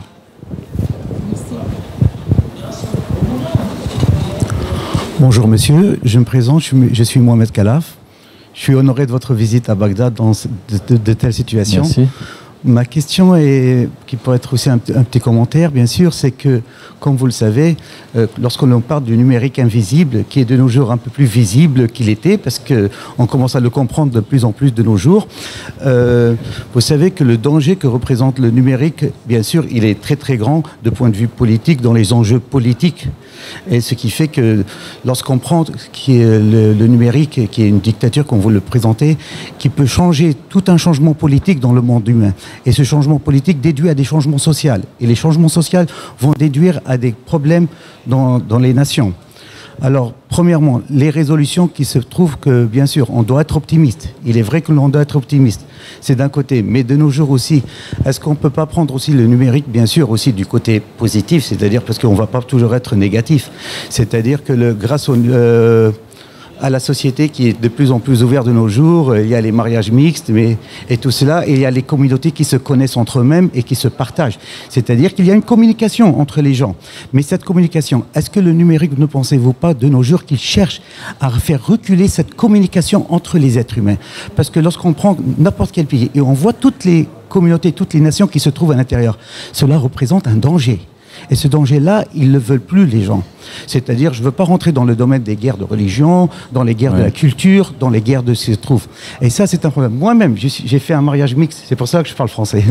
Alors, comme vous, et j'ai mon fils qui vit en Europe. Je veux dire par là, il y a un danger à l'avenir. Et ce danger-là, il faut le prendre de nos jours d'une façon qu'on doit l'apprécier. C'est-à-dire pas de voir que le contact entre l'être humain est un danger. Mais ce n'est pas parce qu'on essaie de faire reculer ce contact. J'espère que le numérique, qui est de nos jours de plus en plus visible, sera, de point de vue côté, un peu plus léger, de point de vue. Qu'on n'arrive pas au point des guerres, des problèmes du programme nucléaire, de tous ces problèmes-là. Ouais. Et je vous remercie infiniment. Je vous en prie. Oui, je suis d'accord avec vous. Moi, évidemment, un des aspects du numérique qui m'inquiète, c'est toujours pareil, c'est ce qu'on disait tout à l'heure, c'est le positif qui devient négatif. C'est quand Facebook crée des communautés d'amis, c'est très bien. Mais quand ces communautés se servent d'Internet pour s'exclure des autres communautés, donc des communautés, je dirais, excluantes, alors là, on a un vrai problème. C'est-à-dire que quand vous voyez, par exemple, les suprémacistes blancs aux États-Unis, les sites qu'ils ont, l'organisation qu'ils ont sur Internet, c'est extrêmement inquiétant. C'est dramatique. En même temps, c'est bien, effectivement, que les gens aient le sentiment d'appartenir aussi à une communauté. Donc c'est toujours pareil, c'est ce qu'on disait tout à l'heure, c'est-à-dire que c'est où est la limite, et la limite, elle est juste d'être raisonnable. Mais quand Internet est un instrument qui véhicule des idéologies et qui crée des communautés, finalement, dans le monde entier, qui sont en relation, parce que ça n'existait pas avant ça. Si vous aviez une idée, je ne sais pas, vous étiez, évangéliste.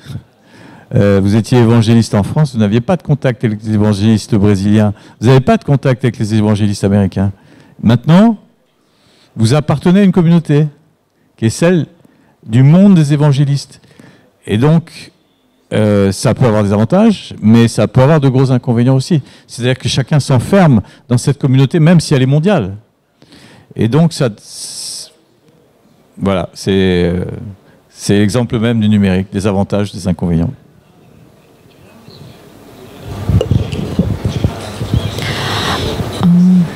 مرحبا. منى مرعي، فنانة تشكيلية وأستاذة في معهد فنون الجميلة. طبعا راح استخدم التليفون كجزء من الإدمان اللي راح أتكلم عنه، لأنه أصبحنا ندون كل شيء في الهاتف.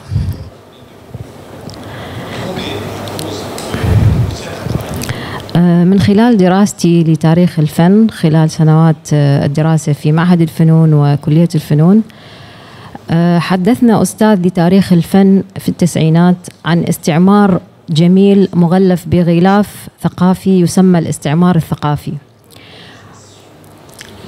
وحين سألناه عن معنى هذا المصطلح وجدنا أنه يعني احتلال العقول والسيطرة على عقول الأغلبية من خلال الإعلام والسوشيال ميديا. والآن وبعد مرور سنوات طويلة أصبحت أشعر أنه ربما كان تنبؤ أو حديث استباقي له لما يحصل الآن من احتلال للعقول فعلا. فهل ممكن برأيك أن يكون هذا هو استعمار ثقافي حقيقي؟ ومن وراء ذلك؟ أنا بشكل شخصي أصبح عندي فوبيا وقلق حتى داخل غرفتي الخاصة. فأنا أصبحت إذا تحدثت بحديث شخصي مع صديق أو أحد أتفقد هاتفي لأني أشعر أنه ممكن أن أكون مخترقة أو هناك من يسمعني. أنا أضيف أن هناك مشكلة أخرى، هي أنه إدمان جديد دخل بيوتنا وكل مكان حتى أماكن عملنا، هو الإدمان على الهاتف وعلى الحواسيب وعلى السوشيال ميديا. هذا الإدمان مغلف بغلاف جميل، وبما أنه في علم النفس يصعب علاج المرض إذا لم يتم اعتراف المريض به، فنحن أصبحنا لا نعترف بل نشعر بنشوة كبيرة من هذا الإدمان.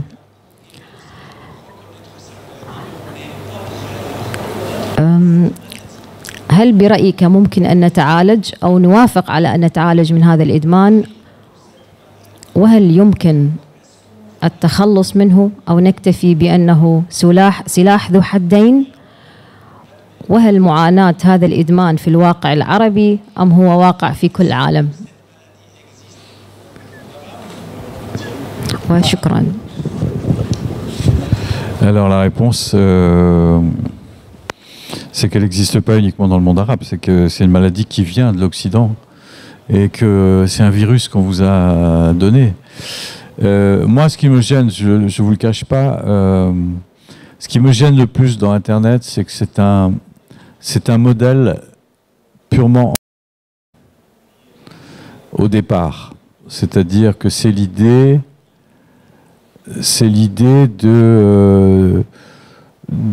de s'occuper tout le temps. Il n'y a plus de place à l'ennui, il n'y a plus de place à la réflexion, il n'y a plus de place à la pensée, puisque vous êtes constamment occupé par un objet. C'est la civilisation de l'impatience, c'est-à-dire que tous les délais doivent être raccourcis. Quand vous appelez quelqu'un, il faut que ce soit tout de suite. Vous envoyez un mail. Moi, ça m'est déjà arrivé à quelqu'un qui m'appelle, qui me dit « Je vous ai envoyé un mail il y a 10 minutes, vous ne m'avez pas répondu. » Je lui dis « Mais non seulement je ne vais pas vous répondre, mais je ne vous répondrai même pas dans un mois. » Je lui dis « Qu'est-ce que ça veut dire, cette dictature? Moi, vous m'envoyez un mail, je suis obligé de vous répondre. Quand vous envoyez une lettre par la poste, la personne prend le temps, elle l'ouvre, après elle écrit, elle prend son temps. Si elle a envie de vous répondre, elle vous répond. Si elle n'a pas envie de répondre, elle ne vous répond pas. Et donc je pense que cette civilisation, ce qui est terrifiant, parce qu'on l'a vu avec les révélations de Snowden, c'est que cette initiative de la surveillance généralisée, c'est une initiative américaine. C'est quand même l'idée d'imposer un modèle qui soit un modèle mondial et unique. Et moi, j'ai énormément de problèmes avec ça. Et c'est vrai que les anglo-saxons sont tous partis dans ce modèle-là. Ensuite, nous. Et finalement, on est très, très dépendants. En plus, les téléphones, vous avez remarqué qu'il n'y a pas de téléphone européen. Enfin, il y en a quasiment plus par rapport à ce qu'il y avait avant. On avait Motorola, on avait des marques Alcatel, maintenant ils sont arrivés à... Il n'y a plus que Apple et Samsung qui est coréen, qui est quand même très, très lié dans ces systèmes d'exploitation aux Américains. Et donc, c'est pour moi une forme d'hégémonie culturelle et d'hégémonie dans la relation aux autres. C'est-à-dire le temps de la relation, ce qu'on aime, être entre nous, discuter, prendre son temps, boire du thé, se dire, voilà, on va se parler de plein de choses. Ça, c'est pas un mode de communication à l'américaine. L'américaine, c'est, si on se parle, c'est qu'on a un business à faire. Et combien on gagne. Et ça m'exaspère. Et donc, moi, je n'aime pas ce modèle-là. Parce que je crois à un modèle européen, et un modèle qui ne soit pas un modèle ultralibéral où tout est monétisé et tout est question d'argent. Parce que si vous regardez Internet, tout au final n'est que question d'argent. Alors, on a parlé tout à l'heure, et vous avez bien fait de parler des bienfaits en matière de liberté d'expression et de choses comme ça, mais au final, pour eux, en tout cas, les grandes entreprises du numérique, tout n'est question que d'argent. La liberté d'expression, c'est pas leur problème. Quand ils en parlent, c'est pour se faire de la pub, mais c'est pas leur problème. Il se trouve que c'est une réalité, mais ça n'est pas leur problème. Donc, je crois que cette société de l'impatience, c'est une société contre laquelle il faut résister. Sinon, on va devenir des petits robots. D'ailleurs, c'est à ça que ça tend. C'est à devenir des petits robots. Constamment, il y a un coup de fil, machin, on répond, on est... et quand est-ce qu'on pense? C'est ça la vraie question. Et quand est-ce qu'on pense et qu'est-ce qui nous reste comme temps pour la pensée? Donc ça, c'est une vraie question.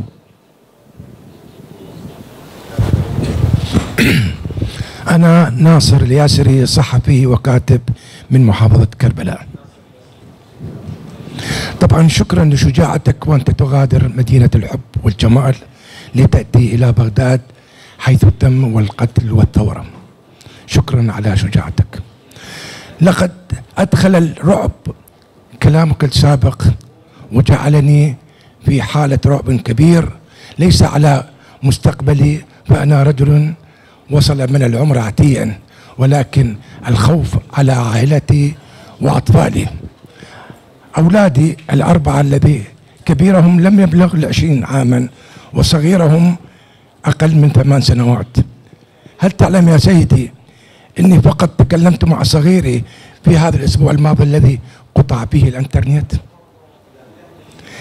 أنا أعتبر قطع الإنترنت نعمة، لأني عدت إلى مكتبتي واستطعت خلال 10 أيام الذي انقطع فيه الإنترنت إلى مطالعة 4 كتب، وأنا أرى الإنترنت بعبع، وربما سوف أترك الإنترنت بعد هذه الندوة.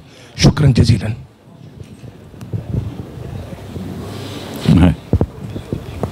Merci. Merci. Alors c'est intéressant ce que vous dites parce que alors, par chance, moi j'ai connu la même situation il n'y a pas très longtemps parce que j'ai déménagé dans un petit village près de la mer dans le nord de la France et les opérateurs réseau ont fait des très gros travaux et il y a eu des problèmes, ils ont coupé ce qu'il ne fallait pas couper et on est resté. Donc c'est moins grave que vous, parce que vous, c'est des circonstances politiques et dramatiques. Mais nous, c'est technique. C'est juste la bêtise de technicien. Et on a passé 10 jours sans Internet.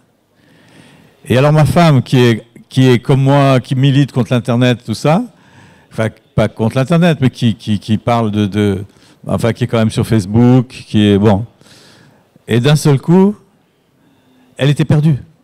Mais dit, mais je peux plus rien faire, je peux plus travailler, je peux plus appeler personne, je peux plus... Parce qu'il y avait plus, non seulement plus d'internet, mais plus de téléphone. C'est-à-dire que c'était terminé sur son réseau. Moi, j'avais encore le mien qui marchait. Et donc, c'était intéressant parce que j'ai observé à travers ma femme ce que c'était qu'une personne qui aujourd'hui est habituée à l'internet, qui n'est pas un grand militant pro-internet, mais qui est totalement désemparée, et elle appelait l'opérateur téléphonique pour les insulter en disant mais qu'est-ce que ça veut dire, ça marche pas, j'ai pas internet, j'ai pas le téléphone. Elle me prenait mon téléphone pour les insulter et je disais mais tu es complètement drogué en fait, t'es comme quelqu'un qui prend de l'héroïne et qui en manque. Il suffit de réorganiser sa vie, c'est pas dramatique. Et mais elle me disait si c'est dramatique parce que je perds une semaine par rapport à... Je dis par rapport à la vie, c'est quoi de perdre une semaine? Il faut quand même prendre de la distance. Et c'est très intéressant parce que ce que vous étiez en train de dire par rapport à vos enfants, ça c'est fondamental et c'est vrai que moi je suis intraitable là-dessus. Mais j'ai la chance d'avoir, sur mes 4 enfants, j'en ai 4 qui ne s'intéressent pas à Internet. Donc je peux vraiment discuter avec eux. Mais qui n'ont pas été influencés par moi, c'est simplement pas leur nature. Ils sont... Moi j'ai un fils, je lui envoie un mail, mon fils aîné, il me renvoie un mail généralement 3 semaines après. Donc je sais que lui, la compression du temps, c'est pas pour lui. Donc... mais bon, si c'est très urgent, il va me rappeler. Mais quand je lui dis que j'envoie un mail qui n'est pas urgent, bah, il me répond beaucoup plus tard et c'est pas grave. Quand je lui laisse un message, c'est pareil. Il me rappelle quelquefois 10 jours, 15 jours après. Et c'est très bien. Il ne faut pas être dans ce dont vous parliez tout à l'heure, cette état de dépendance que je vois autour de moi, de gens qui ont un message et qui n'imaginent pas de ne pas y répondre dans la minute. Alors vous dites c'est un message important, bien sûr. Si c'est le ministre machin qui appelle ou un truc, c'est important. Mais là, vous voyez que c'est juste... est-ce que tu veux venir boire un coup la semaine prochaine à telle heure ? Il faut répondre tout de suite à ça. Donc voilà, c'est très... C'est vrai que le problème, c'est l'addiction. C'est l'addiction à l'impatience et au fait d'avoir son temps comblé en permanence. C'est-à-dire se dire... Vous regardez, avant les gens, en France, je ne sais pas comment c'est en Irak, mais les gens n'allaient pas au restaurant tout seuls. Parce qu'ils étaient tout seuls au restaurant et les gens les regardaient, tout ça, ils étaient gênés. Maintenant, ils s'en foutent, ils ont le téléphone avec eux, ils ne sont pas tout seuls. Ils ont leur téléphone. Et vous les voyez. Vous allez au restaurant, vous avez 10 personnes qui sont tout seuls. Il y a 10 personnes avec son téléphone en train de... Et ils ne sont pas tout seuls, ils communiquent. Donc, bon, tant mieux, c'est positif, ils reviennent au restaurant, parce qu'ils n'y allaient plus. Mais bon, voilà, c'est toute une société qui change et il faut en prendre la mesure. Voilà, merci. Shall we... مساء الخير. علاء النداوي مؤسسة المساء نيوز. رحب بك أجمل ترحيب في بغداد. وطبعا ما أعتبرها شجاعة أن أنت قادم إلى بغداد، لأن بغداد اليوم مثل بغداد الأمس. وأنا ممكن إذا تريد أنصحك أقول لك أن الآن تفتر في بغداد وهي في أمان كبير، وهاي التظاهرات هي تظاهرات شعب وتحصل بكل الشعوب. هاي النقطة الأولى. بالنسبة لموضوع الإنترنت، هذا عالم كبير، يعني هذا عالم الإنترنت. إحنا عندنا مرات بعض الأحيان نقول عالم افتراضي في بعض الأحيان، يعني مثلا بالفيسبوك بالانستغرام، لكن هو يبقى وسيلة إعلامية خطيرة. وسببها يعني سبب الخطورة أنه الجهات المسؤولة عن الجهات الدولية المسؤولة عن الإنترنت تحديدا، سواء فيسبوك إنترنت قصدي انستغرام تويتر، يعني ما الشخص اللي يجي يفتح حساب ما يقدم مستمسكاته الحقيقية مثلا. وهاي يعني هيئة الاتصالات بالعراق ممكن تحرك خجول أنه الشخص لازم يقدم مستمسكاته الحقيقية، حتى مني يسيء باستعمال الإنترنت ممكن أنه يعني يلاحق ويحاسب. وما هيك يعني يبقى أي شخص ممكن أن يفتح حساب، ممكن الشركة تغلق الحساب يفتح حساب آخر باسم آخر وصورة أخرى جديدة. وأشكرك مرة أخرى.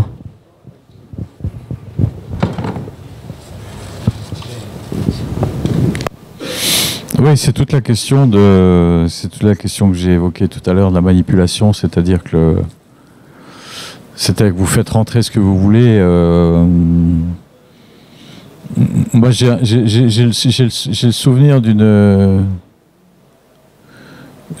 d'une enquête où on m'avait dit faites attention, c'est dangereux parce que si vous allez dans tel pays, ensuite on va vous mettre des images qui vont vous discréditer. Donc il y a toujours ce danger. On est dans un système qui demande à être extrêmement vigilant. Voilà. Oui.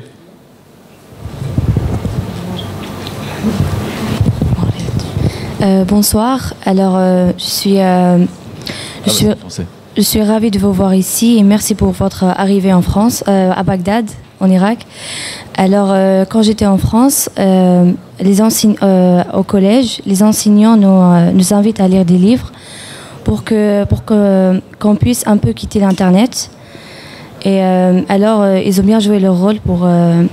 grâce à eux, pendant les vacances, on a quitté l'Internet.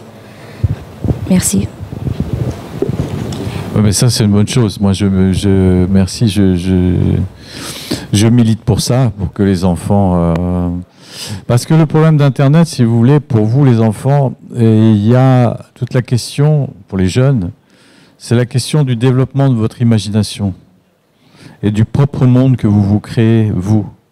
Si quelqu'un d'autre vous le crée, alors là, ça veut dire que votre capacité imaginaire disparaît. Et c'est très grave dans la formation intellectuelle. Il faut que, quand vous lisez un livre, votre esprit part. Et vous imaginez plein de choses, imaginez les personnages.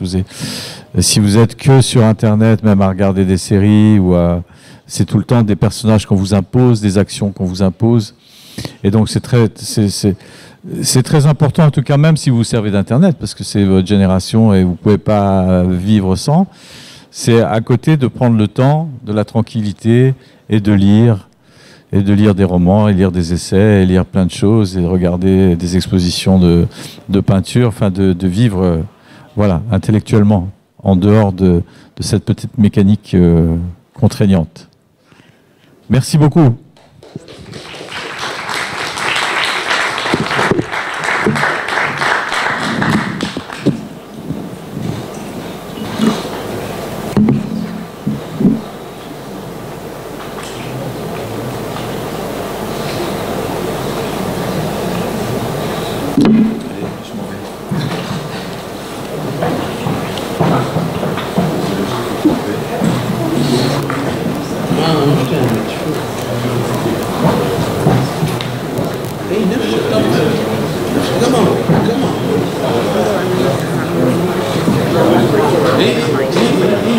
قطع نفس القطع الجاي